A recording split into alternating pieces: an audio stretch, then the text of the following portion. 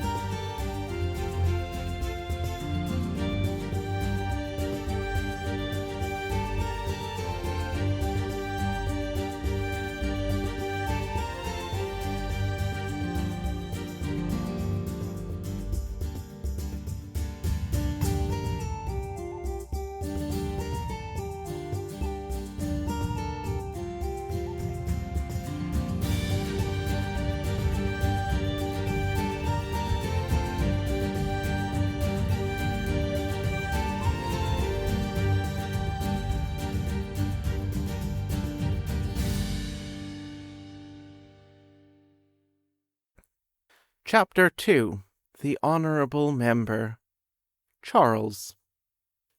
Most tourists are surprised to learn that Canada is one of the Western world's oldest continuous monarchies. Hell, half the time Canadians ourselves don't remember that we, technically, have a monarchy, or at least we didn't before the shift. I bet we remember it better now. First, it was the kings of France who made Canada their colony in the 1530s. Sovereignty passed to Great Britain in 1763 after the 7 Years' War, neatly allowing us to sit out both Cromwell's Republic and the French Revolution, meaning that we've had a monarchy longer than either of our European mother countries.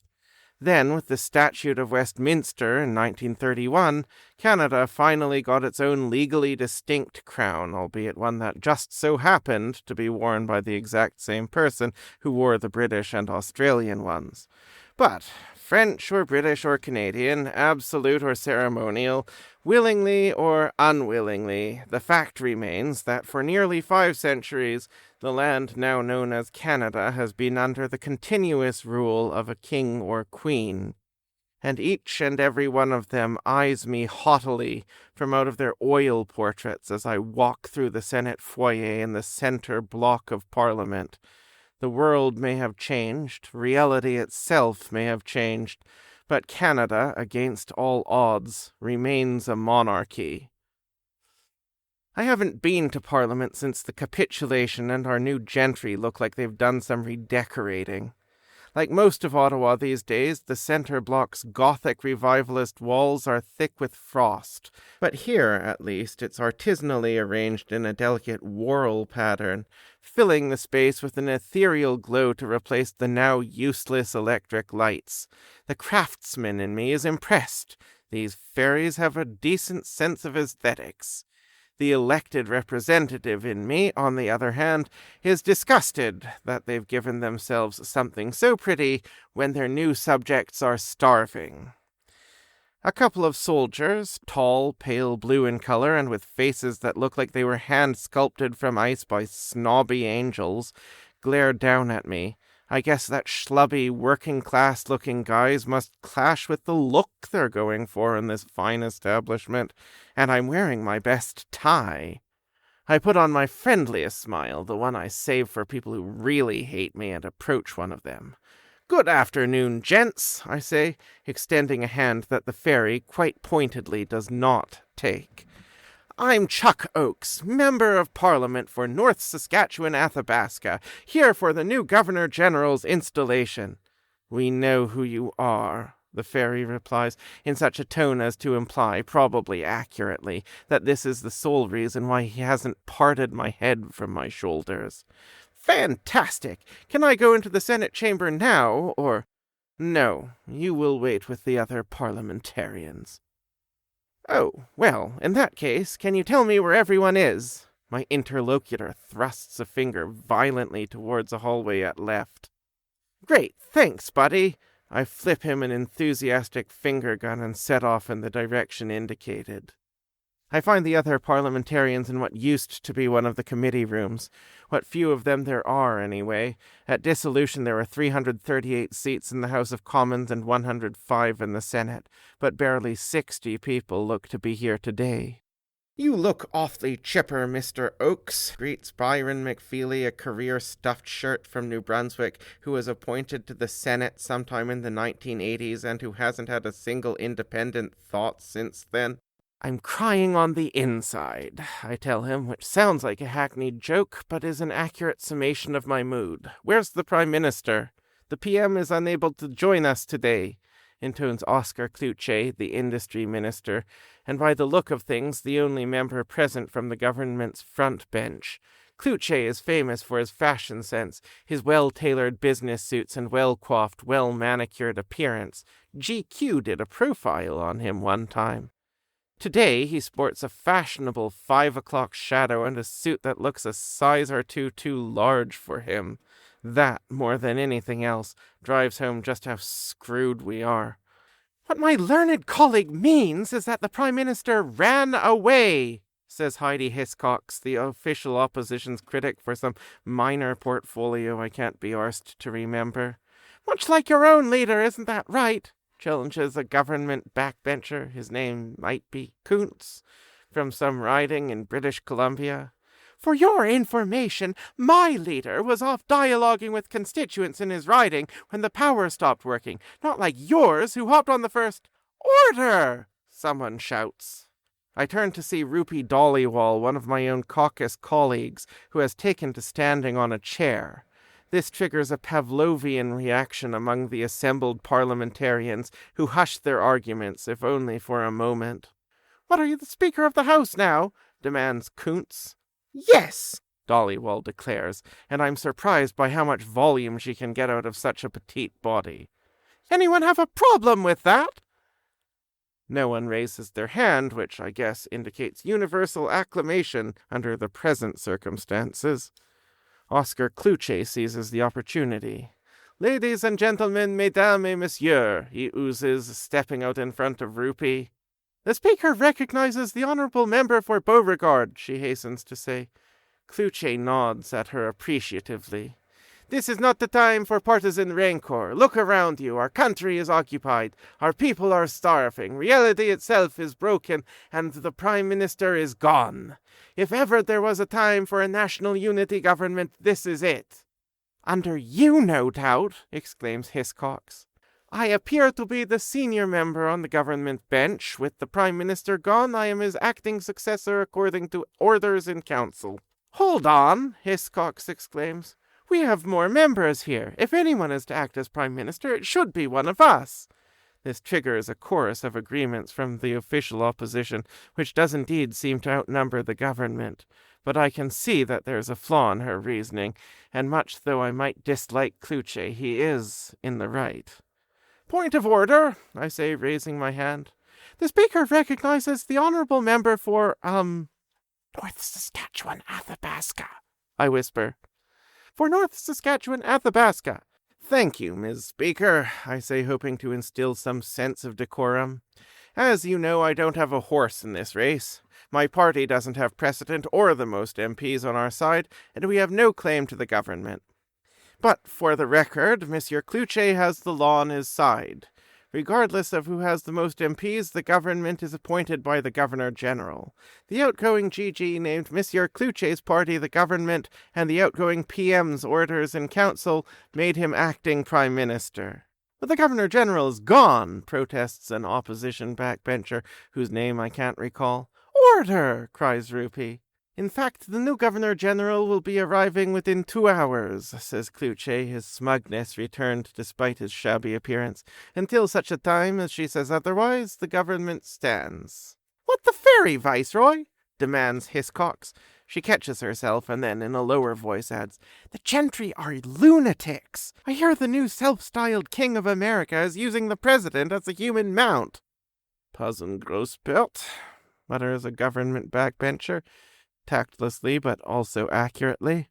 "Nevertheless," says Cluche, "our capitulation was legal. That means the Winter Queen is now legally our head of state, and her viceroy will soon be our Governor-General."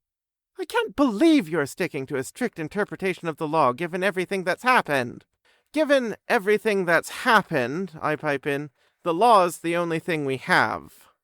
Order! Exclaims Dollywall. The member's legal argument is sound. The Speaker accepts Oscar Cluche as acting Prime Minister. I'm not strictly certain that the Speaker has the authority to do that, but it seems good enough for most people here. Even Hiscox grumblingly stands down once it becomes clear the matter has been decided. Now then, says Cluche, I have raised the matter of a national unity government. Who agrees? Most people, myself included, put their hands up immediately, though there are a few stragglers, I might call them idiots if I were anything less than a gentleman, who raised their hands only once they'd seen which way the wind was blowing. Good, says Cluche. Then we'll put up a united front when we go talk to the new GG. Our meeting continues for another half hour, during which we formulate our policy objectives. There is pretty broad agreement on these, as one might expect. Immediate food aid for the Canadian people, as well as a resumption of normal weather patterns. Over the longer term, we want electricity, heating, transport, and communications restored.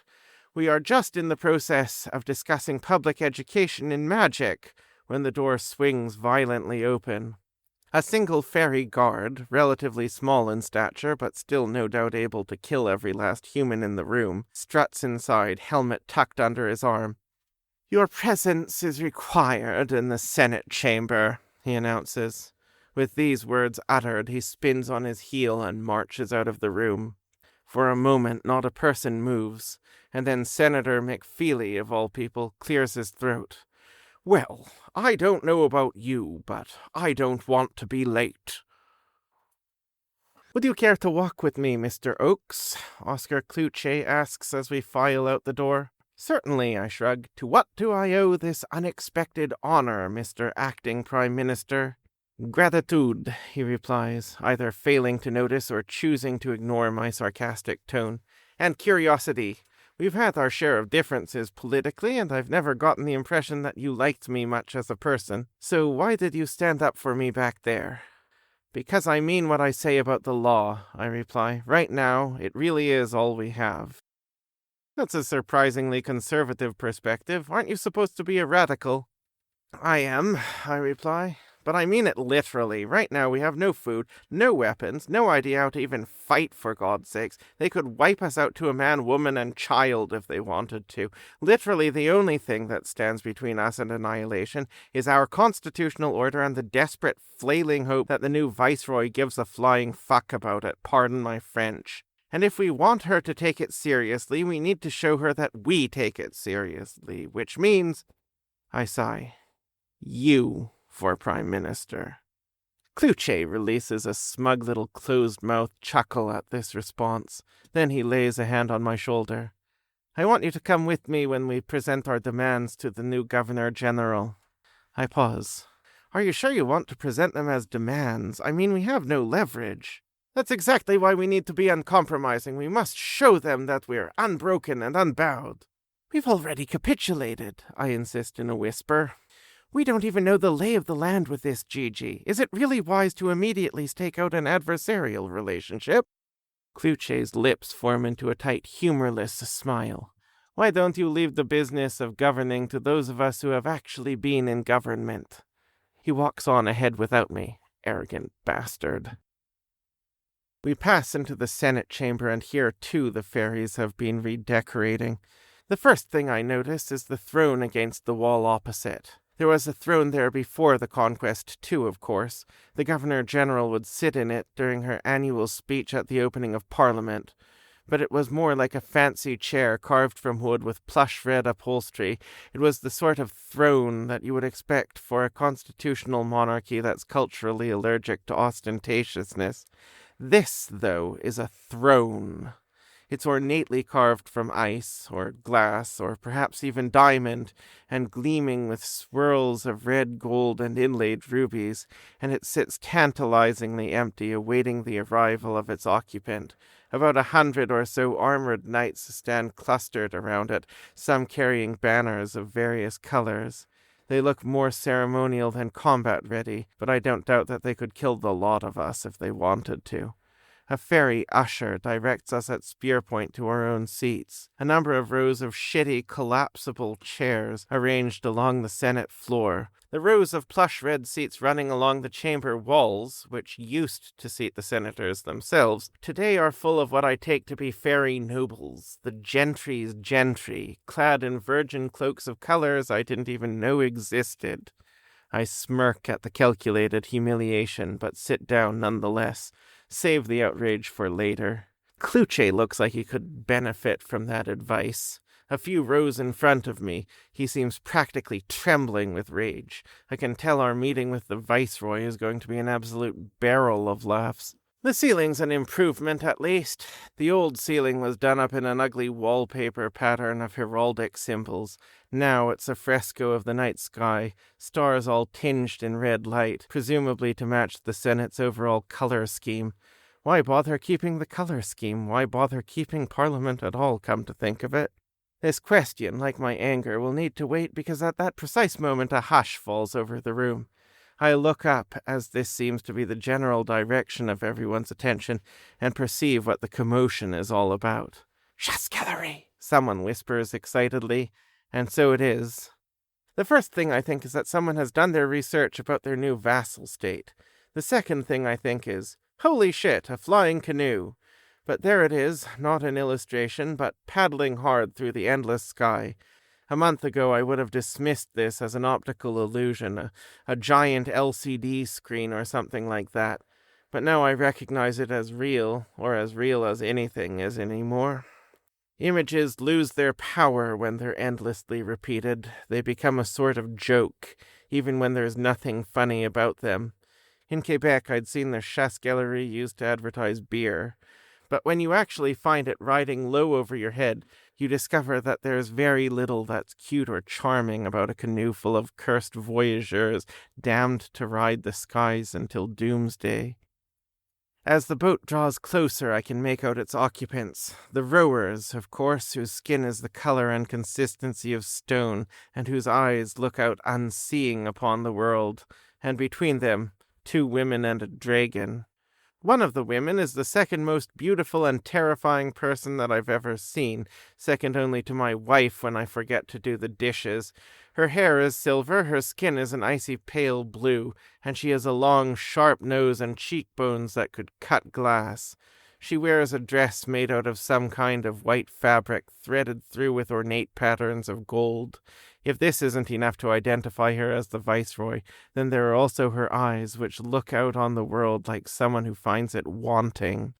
The other woman is smaller and dressed more plainly in green. Her skin is a more natural-looking shade of golden brown that could almost be human if it weren't slightly luminescent, and she seems more than a little embarrassed to have so much attention on her, not the sort of attitude I've come to expect from the gentry.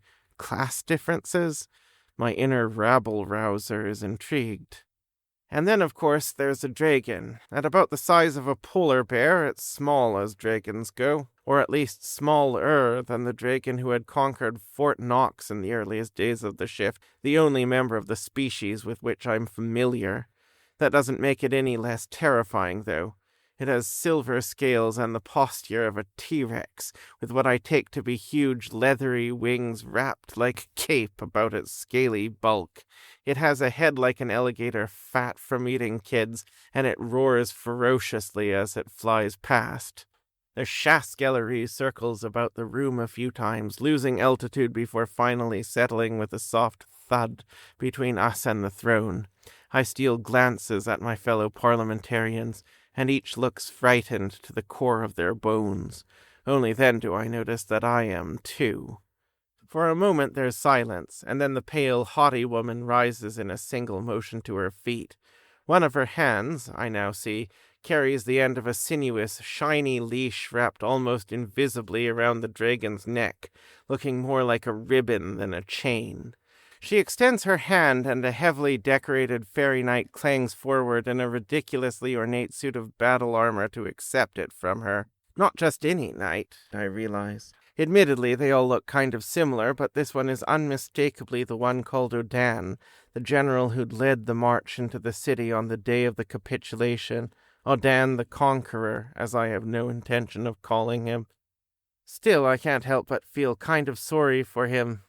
The other gentry come across as elegant and refined. He, by contrast, looks about as comfortable in his ceremonial finery as an Australian rugby hooligan in a powdered wig. He leads the dragon off to one side, clanging as he goes, and then, once he's quite finished, the pale woman steps off the boat. The gentry break out in a cheer. I spend a moment looking around uncertainly, and then lightly clap my hands together a few times to be on the safe side, only to abruptly break off along with the rest of the crowd when some sort of creature steps forwards from behind the throng of knights. Superficially, it looks kind of like a fairy.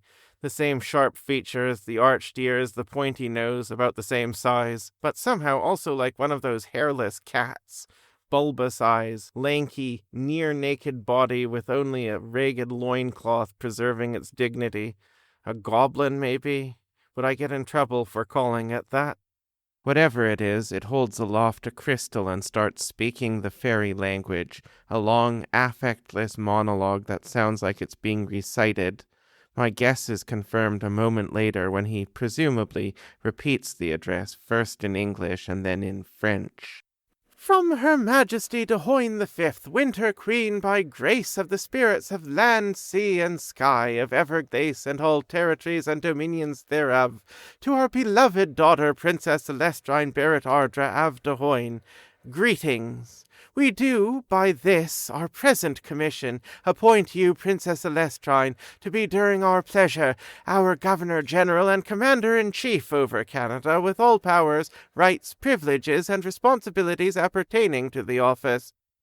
I see Cluche raise his eyebrows a few seats in front of me. Apparently he's noticed the same thing that I have. The speech has clearly been directly adapted from the letters of commission given to GGs before the shift.